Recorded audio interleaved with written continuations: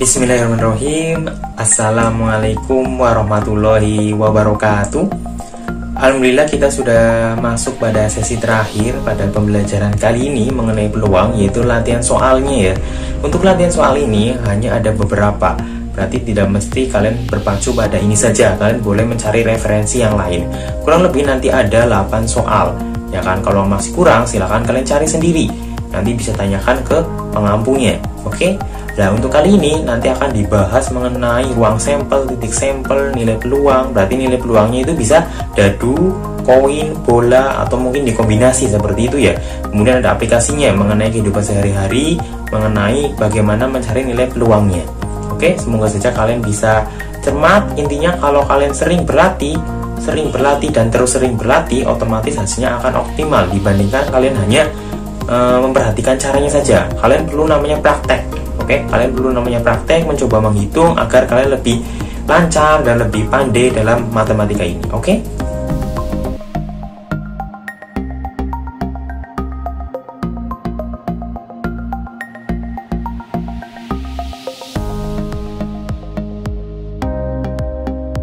Oke, bismillahirrahmanirrahim. Di sini kita akan pembahasan soal-soal di sini ya.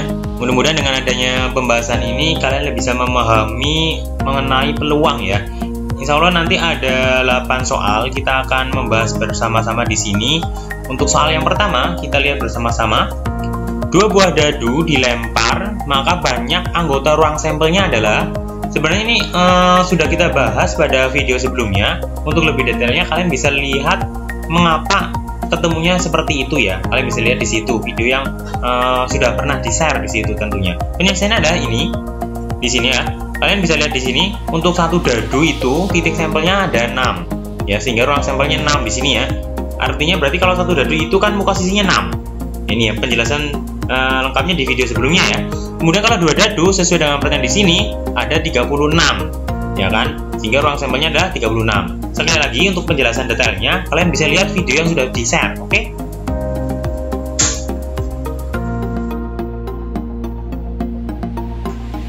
Oke, kita lanjutkan untuk pembahasan soal yang kedua di sini ya. Masih mengenai ruang sampel.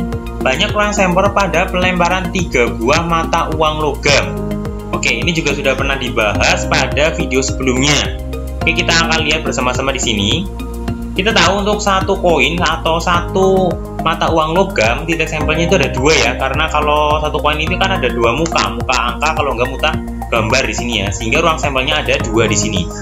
Kemudian kalau 2 koin titik sampelnya angka-angka, angka gambar, gambar angka, gambar-gambar, ruang sampelnya ada 4. Kemudian kalau 3 koin yang sesuai dengan pertanyaan di sini titik sampelnya ada AAAA, AGG, GAG, GGA, dan seterusnya sampai dengan AAG, sehingga total ruang sampelnya ada 8. Sehingga jawabannya 8 di sini ya. Kalau menggunakan cara berarti 2 pangkat N. N-nya apa? Jumlah koinnya, jumlah mata uang logamnya, sehingga 2 pangkat 3. 2 pangkat 3 artinya 2 kali 2 kali 2, sehingga ketemunya 8. Untuk penjelasan detailnya kalian bisa lihat video yang sudah pernah share.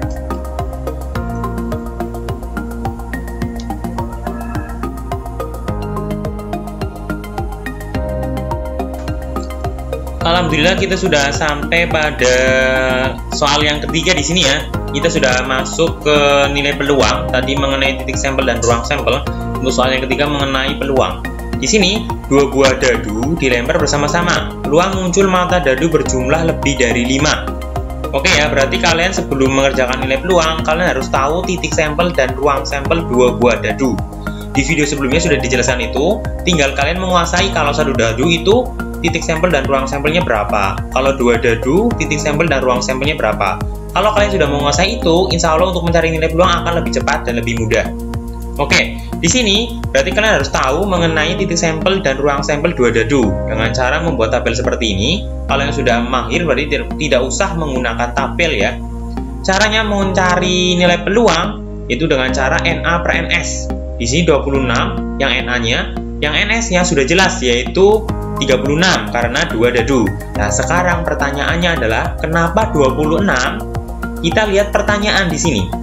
Peluang muncul mata dadu berjumlah lebih dari 5. Berarti kita cari di bagian titik sampel ini angka-angkanya jika dijumlahkan itu lebih dari 5. Misalkan kita contohkan 1 dan 1 kalau dijumlahkan berapa? 2 kan?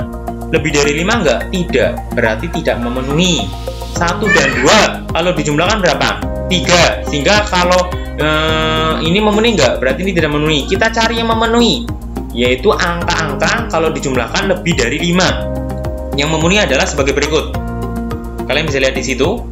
Akan terlihat ya di situ ya, yang lebih dari 5 ini 5 dan 1 kalau dijumlahkan berapa? 6. 4 dan 2 kalau dijumlahkan 6. Lebih dari 5 kan? Kita cek. Ya, lebih dari 5 semuanya. Berarti di sini ini yang dikotakin seperti ini jumlahnya ada 26 yang lebih dari 5. Sehingga NA-nya di sini 26. Jadi, peluang muncul mata dada berjumlah lebih dari 5 adalah 26/36 sama dengan 13/18. Oke, mudah-mudahan bisa dipahami dengan baik ini ya.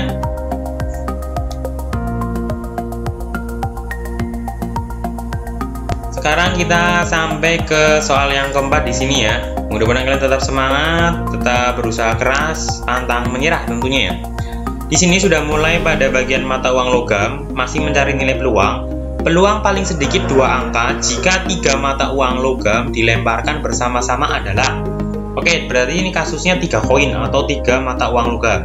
Berarti kalian harus tahu mengenai titik sampel dan ruang sampel 3 koin tersebut. Berarti titik sampelnya yaitu AAA, AGG, GAG, GGA. Berarti bacanya angka-angka-angka, angka gambar-gambar gitu ya. Mudah-mudahan kalian bisa memahami, sehingga titik sampelnya seperti ini. Ruang sampelnya ada 8 karena jumlah titik sampelnya di sini ada 8 di sini ya. Kemudian berarti kalian harus menguasai titik sampel 1 koin, 2 koin, dan 3 koin, dan seterusnya. Kemudian di sini pertanyaannya adalah peluang muncul paling sedikit 2 angka, ya kan? 2 angka di sini ya. Berarti kalian harus cari di sini minimal ada angkanya itu ada 2, ya kan? Di sini. Oke, di sini dengan cara NA per NS. Di sini NA-nya yaitu banyak kejadian muncul paling sedikit 2 angka. Kenapa di sini 4? Kalau yang bawah 8 sudah jelas ya, yaitu NS-nya, yaitu rang sampelnya. Tapi untuk yang 4 ini dari mana? Yaitu paling sedikit 2 angka. Berarti kalau 3 angka boleh nggak? Boleh, kan paling sedikit 2 angka. Berarti ini memenuhi nggak? Ini memenuhi. Kemudian sebelah memenuhi nggak ini? AGG tidak memenuhi karena di sini angkanya cuma 1.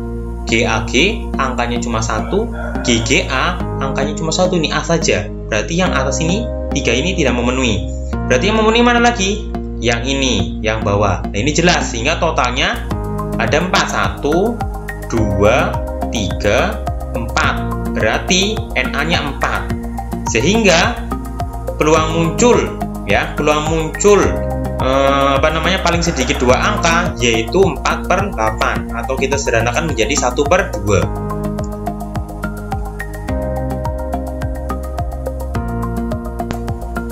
Oke, selanjutnya kita akan menentukan peluang pelemparan pada bola ya, atau pengambilan bola dalam kantong atau dalam kardus seperti itu ya. Di sini dalam sebuah kantong terdapat 20 bola kuning, 30 biru, dan 14 merah. Jika diambil sebuah bola secara acak, maka peluang terambilnya bola merah adalah, oke, kita langsung pada penyelesaian. Berarti kita harus mendarat terlebih dahulu bola-bolanya ya. Pertama, untuk bola kuning ada 20, bola biru ada 30, bola merah ada 14. Sehingga total bolanya ada berapa? 64. Kita jumlahkan saja, 20 tambah 30 tambah 14, ketemunya 64. Oke, kemudian untuk mencari peluang, caranya sama dengan cara sebelumnya, dengan cara NA per NS ya. Oke, di sini NA per NS. NA-nya ini banyaknya kejadian. Berarti banyaknya kejadian ini sesuai dengan pertanyaan. Terambilnya bola merah. Berarti kita lihat bola merahnya ada berapa? 14, sehingga NA-nya 14. Oke, NS-nya di sini berarti total bolanya. Ada berapa di sini total bola? 64. Sehingga ketemunya 14/64.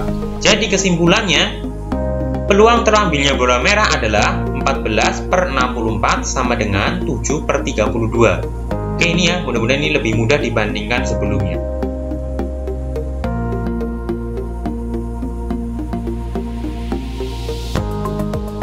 Hore, tepat semangat ya hari ini ya.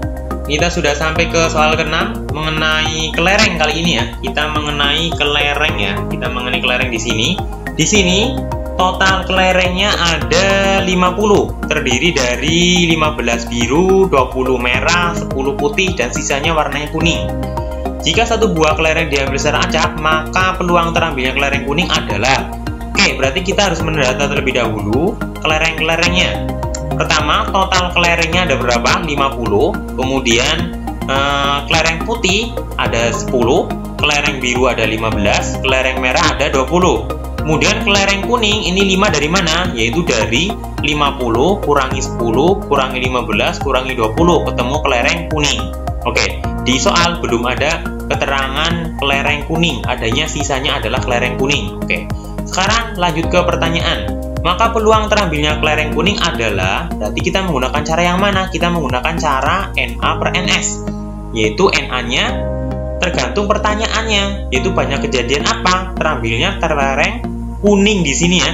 Berarti kelereng kuning jumlahnya ada berapa di sini? 5, sehingga NA-nya 5. Kemudian NS-nya di sini total kelerengnya, yaitu 5 per 50. Jadi kesimpulannya, peluang terambilnya kelereng kuning adalah 5 per 50, sama dengan 1 per 10.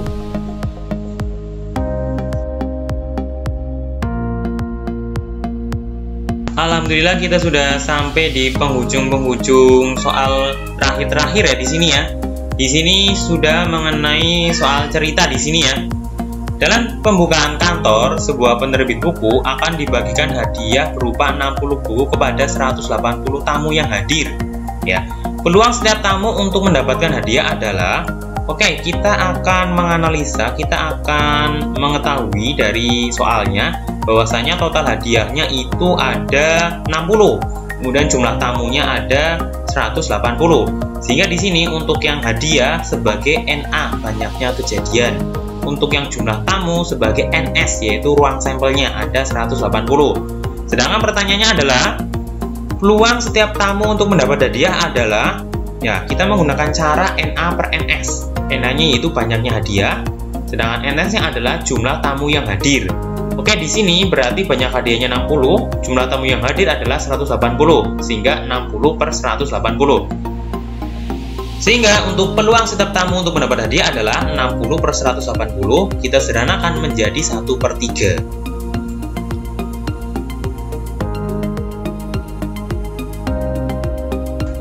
Alhamdulillah kita sudah sampai untuk soal terakhir di sini ya. Mudah-mudahan kalian bisa memahami dengan baik.